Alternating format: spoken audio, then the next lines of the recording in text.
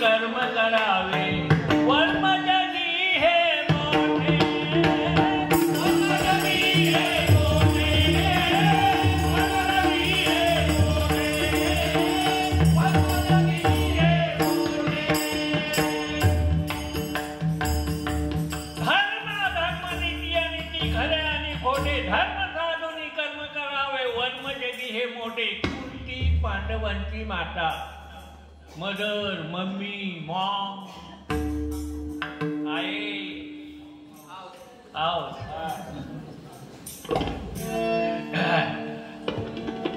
ही कुंती काय करायचे बघा. दुर्वासा ऋषींची सेवा करते माता ती कुंती.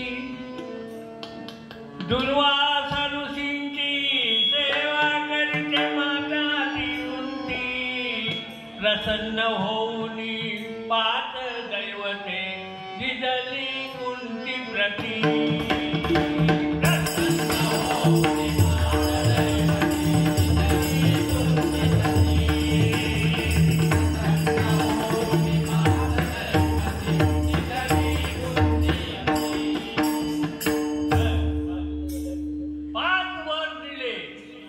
दुर्वास ऋषींची सेवा करणारी कुंती तिला 5 वर दिले. कोणी? दुर्वास ऋषीने. आता हे वर 5 वर खरे कशावरून? सत्य आहेत का असत्य आहेत? म्हणून ह्या कुंतीने एक प्रयोग सूर्याबरोबर केला. काय झालं बघा. कुंती प्रार्थी सूर्यासी होऊ दे पुत्र तुझ्या सारखा. कुंती ती सेवा करी दुर्वास ऋषींची. पण त्यांनी दिलेले वर हे खरे कशावरून? हे सत्यता पडताळून पाहण्यासाठी तिने प्रयोग केला. काय बघा. कुंती प्रार्थी सूर्यासी होऊ दे पुत्र तुझ्या सारखा. पण न लागो कदापि माझ्या. पण काय? न लागो कदापि माझ्या कौमार्याची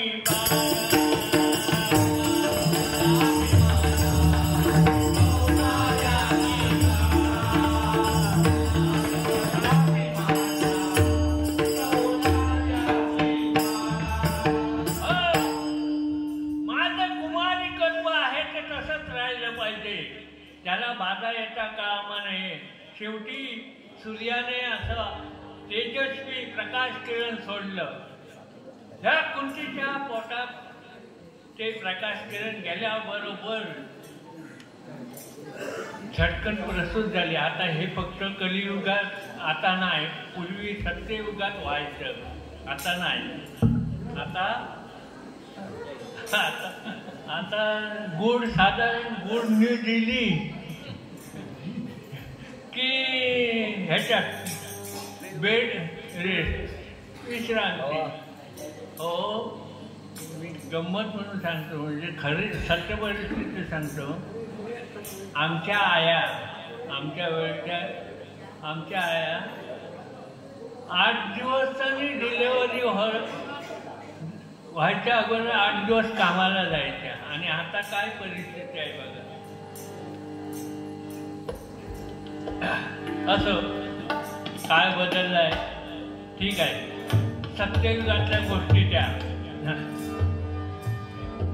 शेवटी सूर्याने प्रकाश किरण सोडल्याबरोबर हिच्या पोटात गेलं. तो प्रकाश किरण गेल्याबरोबर झटकन प्रसिद्ध झाली. झटकन ती प्रसूत झाली. या फक्त सत्ययुगात व्हायचा.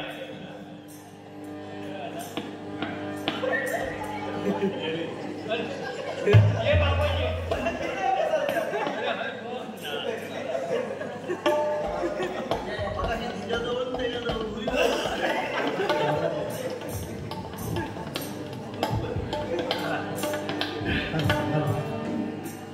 प्रसूत झाली. पण काय झालं बघा. ती काय सांगते आता. तिला आनंद झाला पण थोडा वेळ. शेवटी काय म्हणते. आपल्याला उद्या समाजात लोक नावं ठेवतील. काय बघा.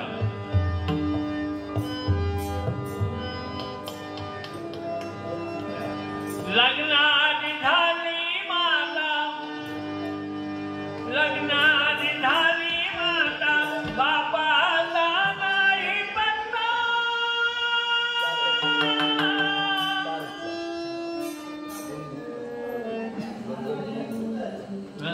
वर नको काय आवाज हा वर.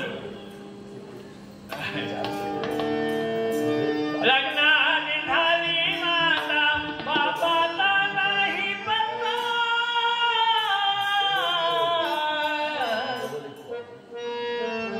लोक म्हणतील जारीनी कुलटा.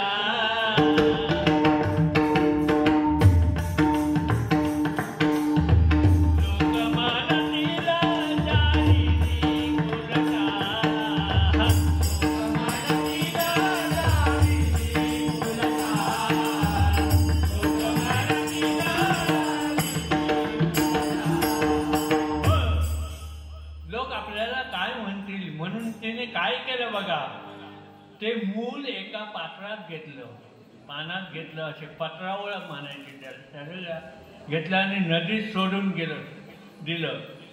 पण काय झालं बघा,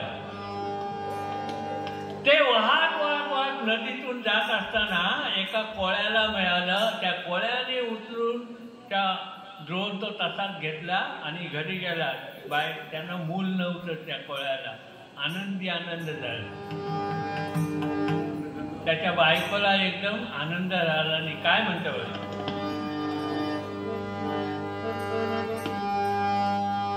नवसाला देव पावला गा, नवसाला देव पावला गा, नवसाला देव पावला गा, नवसाला देव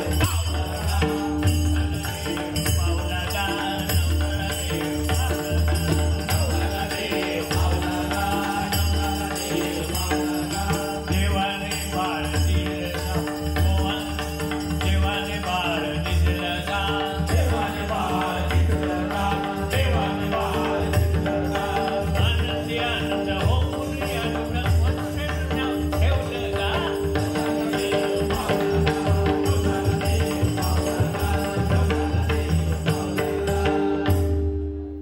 आनंदी आनंद झाला. त्या कोळ्याच्या बायकोला आनंद झाला. त्याचं नाव वसुसेन असं ठेवलं. शेवटी काय झालं, ते मूल हळूहळू हळू वाढत चाललं. तेव्हा प्रश्न आला शिक्षणाचा. आता पूर्वी शिक्षण म्हणजे कसलं, धनुर्विद्या, शाळेचं शिक्षण नाही. आता संपूर्ण जगतामध्ये किंवा त्यावेळी फक्त धनुर्विद्येच्या 3 शाळा होत्या. त्यात एक परशुरामाची, द्रोणाचार्याची, 3च शाळा होत्या. आता हा परशुराम जो होता तो फक्त ब्राह्मणांना शिकवायचा. क्षत्रिय, आणि हा कर्ण क्षत्रिय होता. शेवटी काय आलं बघा, गेला परशुरामाजवळ गेला आणि म्हणतो मला विद्या शिकवा, विद्या शिकवा. काय झालं बघा, परशुरामा भार्गवा, परशुरामा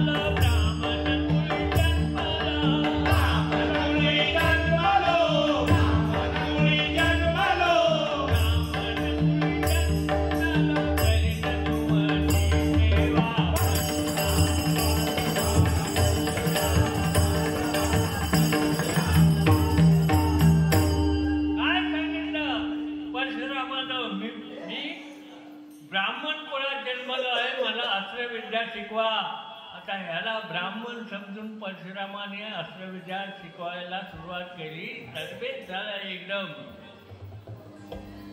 आणि एक दिवशी गुरु आणि शिष्य परशुराम आणि कर्ण दोघेजण बागेत फिरता फिरता परशुरामाला आली झोप.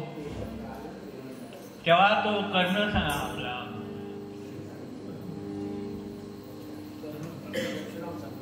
परशुराम झोप आली. तेव्हा हा शिष्य म्हणतो की महाराज गुरु महाराज माझ्या मांडीवर झोपा. आता बिचारा म्हातारा तो आमच्यासारखा लकाटलं आहे टेकलं आहे. हा तसं झाला. झोपला बिचारा ह्याच्या मांडीवर. थोड्या वेळाने काय झालं बघा. भू भू भू करी भुंगा तावा घेई कर्णाच्या मांडीला.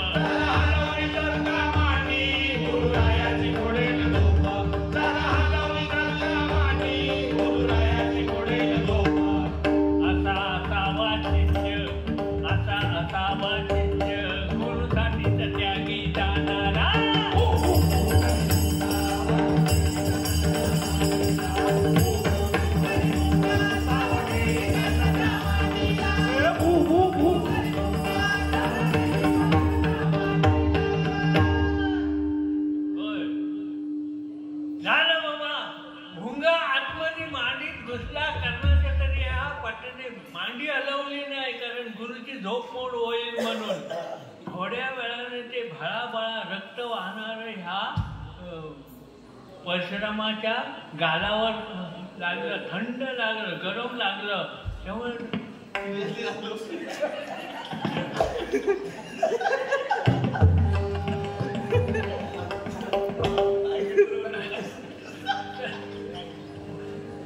मग डाग आल्याबरोबर म्हणतात परशुराम म्हणतात शिष्य असावा तर असा असावा. शिष्य असावा तर असा असावा. पण लगेच त्यांच्या मनामध्ये विचार आला की एवढं भळाभळा रक्त भुंगा घुसत आतमध्ये मांडी गेला तरी ह्या पट्ट्याने मांडी हलवली नाही म्हणजे हा कोणी ब्राह्मण नाही. कारण ब्राह्मणांका ही कळ स्वस्ता येणार नाही. खाना तसा लागता, आवाज लागता म्हणजे काय तसा खाना.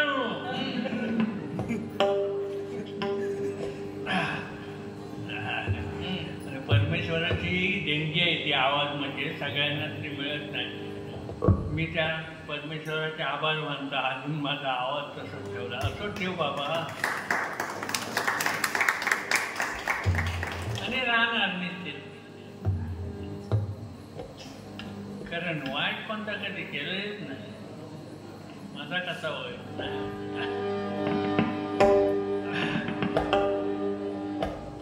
लगेच त्यांच्या मनामध्ये विचार आला की हा कोणी ब्राह्मण नसून हा कोणीतरी दुसऱ्याच जातीचा आहे.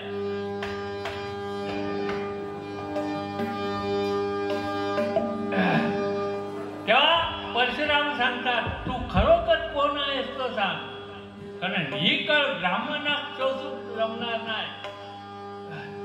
तेव्हा त्या कारण हा सगळ्या विद्येत पारंगत झालेला होता. आता काय बोल सांगायला हरकत नाही, तेव्हा करणं सांग. माझं क्षमा करा,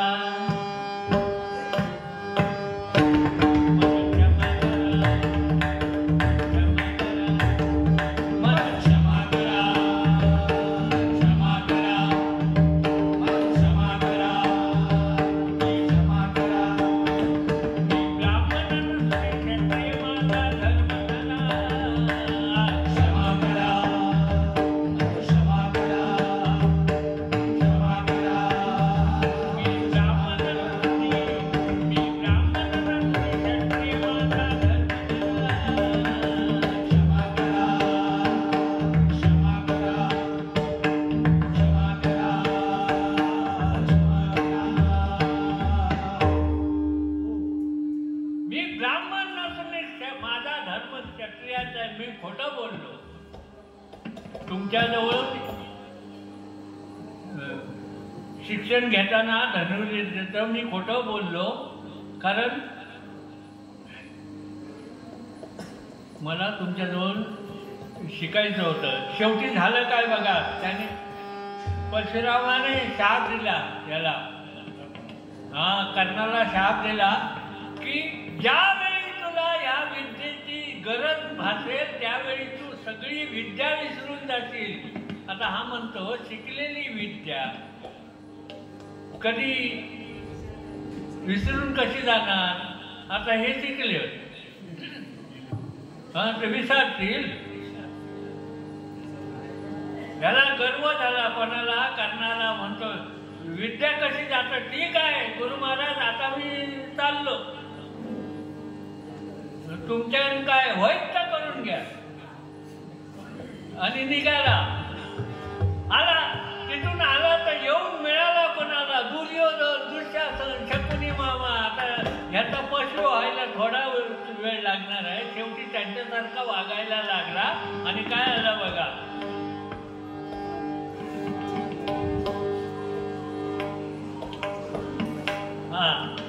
आणि ह्या रोज भानगडी, कौरव पांडवांच्या रोज भानगडी, मेरे वर्ण म्हणजे कसं, ते पांडव काय सांगत होते, आम्हाला कुठची तरी 5 गावं द्या. ऐकले नाही कौरव. कारण हा कर्ण आणि धनुर्धारी कर्ण तसा म्हणजे कोणालाच आटपणारा नव्हता. पण तो शाप परशुरामांचा त्याला भोवला. काय झालं बघा, रोज त्यांच्या भानगडी व्हायच्या. आणि एक दिवस आता युद्ध होणार. तेव्हा कुंती माता म्हणते तो कर्ण माझा मुलगा आहे, बाकी कोणाला माहिती नाही. कर्ण माझा मुलगा आहे आणि हे बाकीचे 5 पांडव पण माझे मुलगे आहेत. उद्या जर युद्ध झालं तर आपसात सगळे मरतील. म्हणून ती उठली आणि तशी कोणत्याजवळ गेली, कर्णाकडे. आणि काय म्हणते ग?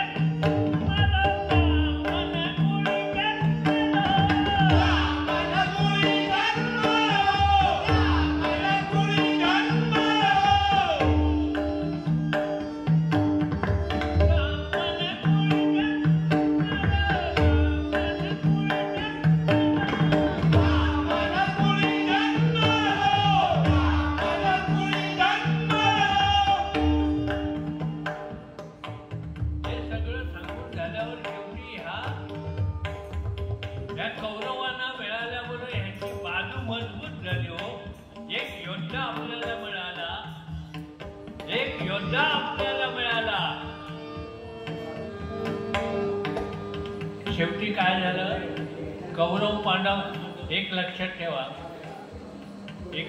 ठेवा, पूर्वी सत्ययुगामध्ये बायकांना, स्त्रियांना हा हड्डा होता, मोठा होता आमच्यासारखा, पुरुषाला जसा. जेव्हा त्या कुंतीने सांगितलं की हा कर्ण तुमचा भाऊ आहे, कोणाला सांगितलं? पांडवांना. त्यावेळी धर्म काय म्हणतो की हे जर सत्य तू आम्हाला त्यावेळी सांगितलं असतं तर कर्णाला आम्ही मारलं नसतं. एवढी शक्ती तुला आली कुठून? तर हा जो हड्डा आहे ना, ज्याचा तो ईशान शर्मा तो बघलाच केवढा तो माणूस कधी ज्याचा हड्डो मोठा ना तो झटकन कधी बोलणार नाही, चुकली तिथे येऊन अटकणार, बोलो की नको.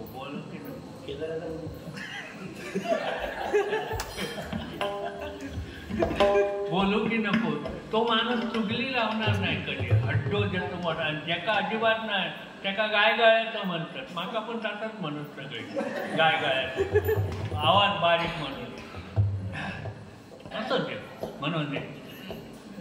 तर तो हड्ड तेव्हा धर्माने परमेश्वराला विनंती केली की एवढी शक्ती बाईंच्या अंगात देऊ नको. तेव्हा तो हड्डो नाहीचं झालं. तेव्हा गेलो तो, नाही तर बायकांचा पूर्वी ती हड्डी होती. खरा ना? हे खया बघा अजिबात नाही.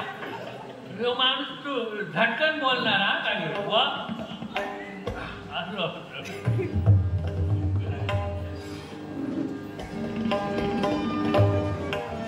हा काय ना मी तुझी आई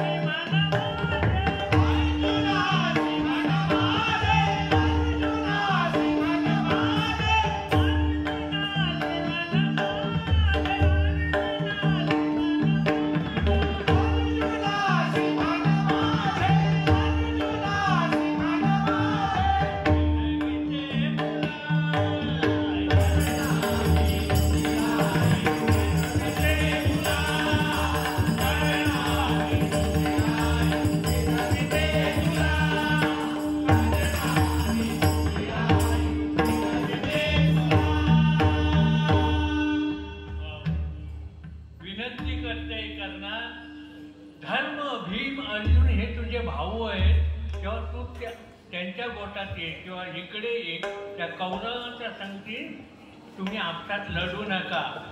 तेव्हा हा कर्ण गर्विष्ठ ना तो काय म्हणतो बघा,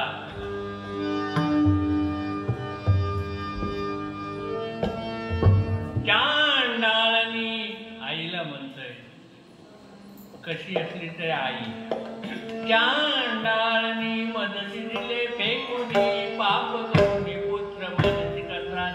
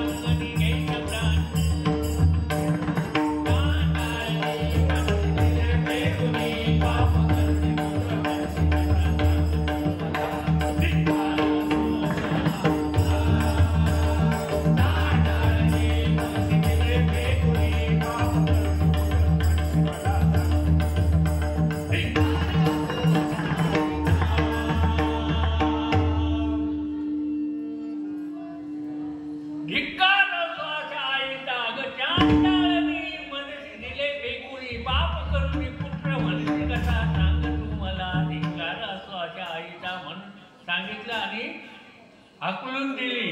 जा, जेव्हा माझं मन शांत होईल तुझ्या 5 पुत्रांना मारीन तेव्हाच माझं मन शांत होईल. आग झाली आहे अंगाची. पुढे काय आलं बघा. शेवटी व्हायचं तर झालं, युद्ध जोरात चालू झालं आणि मध्येच एका या कर्णाच्या रथाचं चाक जमिनीत घुसलं जमिनीत. तेव्हा परशुरामाचा शाप होता, युद्ध प्रसंगी विद्या सगळी विसरून जातील साप, त्याप्रमाणे त्याचा ऐनवेळी त्या रथाचं चाक जमिनीत घुसल्यावर कर्ण सांगतो, थांब अर्जुना थांब, चक्र काढू दे मला.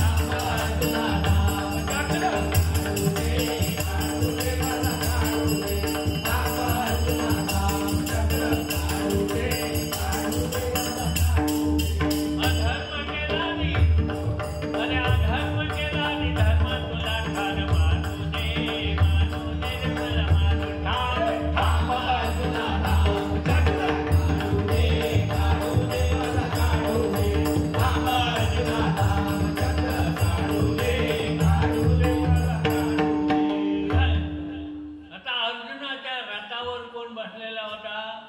सारथी श्रीकृष्ण बसलेला होता. म्हणतो अर्जुनाला सांगतो, अरे अर्जुना, हा कर्ण तुला असा आटपायचा नाही. हीच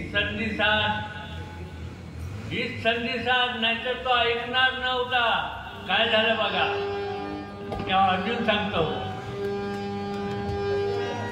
अरे विचार केला नाही अधर्म करताना, कारणची तू करना आता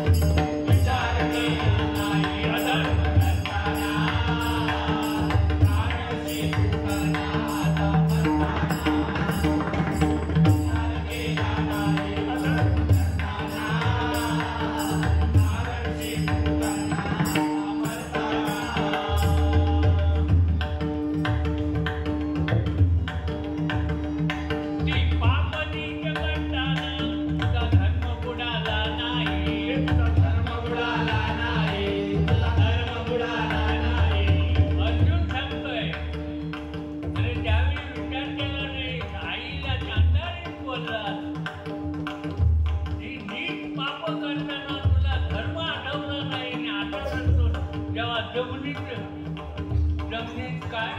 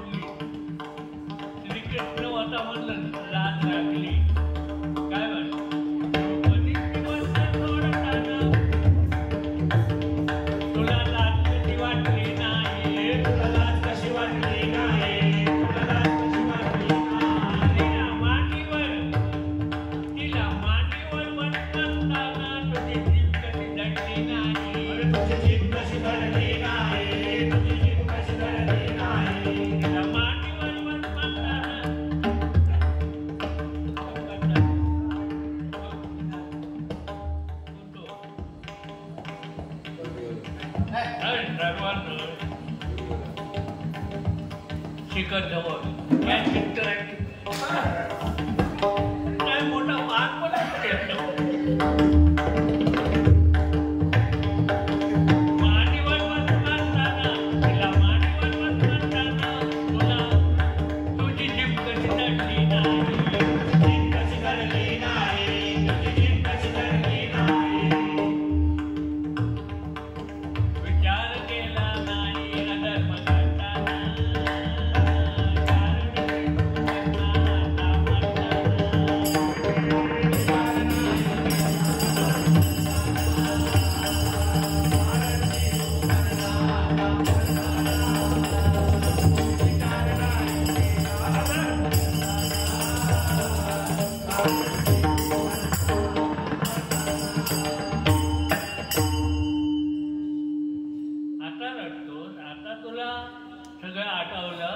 तेव्हा श्रीकृष्णाने सांगितलं की आता ही खरी वेळ आहे, तू धनुष्याला बाण लाव आणि सोड बाण, नाहीतर आटापणार नाही तुला. काय झालं बघा. तेव्हा अर्जुनाने धनुष्याला बाण लावला. बाण असा सु करीत सुटला. तो कर्णाच्या छाताडात घुसल्याबरोबर त्याच्या छाताडाची 1000 शकल झाली. तो तिकडे खलासली, इकडे आमच्या भारून